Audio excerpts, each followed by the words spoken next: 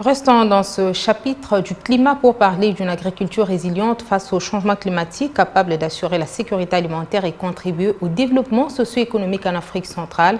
C'est l'une des recommandations de l'atelier de création d'une alliance pour une agriculture intelligente face au climat tenu à Kinshasa, organisé par les CORAF, IITA et d'autres partenaires. Cette rencontre s'est voulue aussi créer une croissance accélérée et durable de l'économie agricole par la génération technologique appropriée.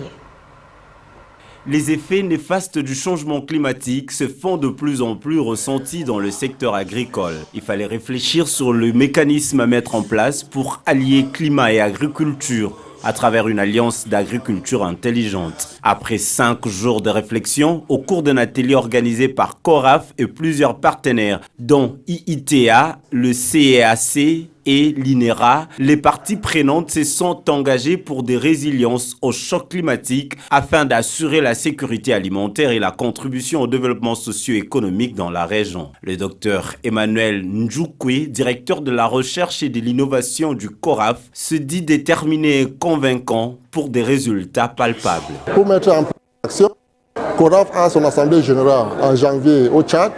La décision ne vient pas à une personne, il y a les conseils d'administration. On va se réunir au Tchad entre le 25 et le 26 janvier l'année prochaine et c'est là que les conclusions vont prendre. Je peux vous assurer que les actions qui sont sorties dans cette réunion vont être respectées. Les choix portent sur d'éventuels engagements, à savoir le renforcement d'un système de recherche en infrastructure pour la production des technologies efficaces, mais également le renforcement des capacités institutionnelles et en ressources humaines des centres de recherche. Notre collaboration avec le CORAF, c'est quelque chose qui est tout à fait naturel. Et nous allons continuer à travailler avec le CORAF en Afrique centrale pour renforcer cette collaboration.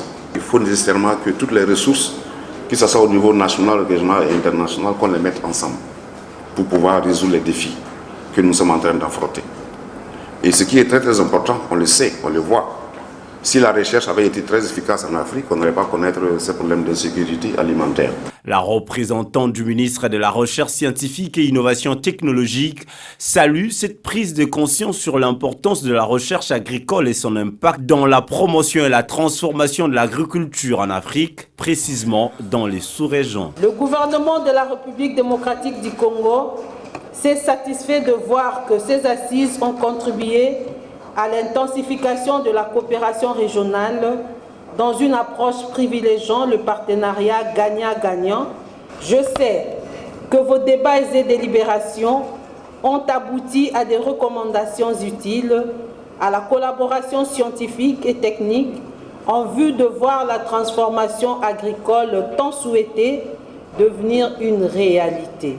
Ce séminaire axé sur la recherche agricole avait pour but de contribuer à la croissance accélérée et durable de l'économie agricole par la génération d'innovations technologiques appropriées, avec une série de concertations respectivement dédiées aux stratégies de redéploiement, au projet biorisque de lutte contre les virus du manioc et à la promotion de l'agriculture intelligente face au climat.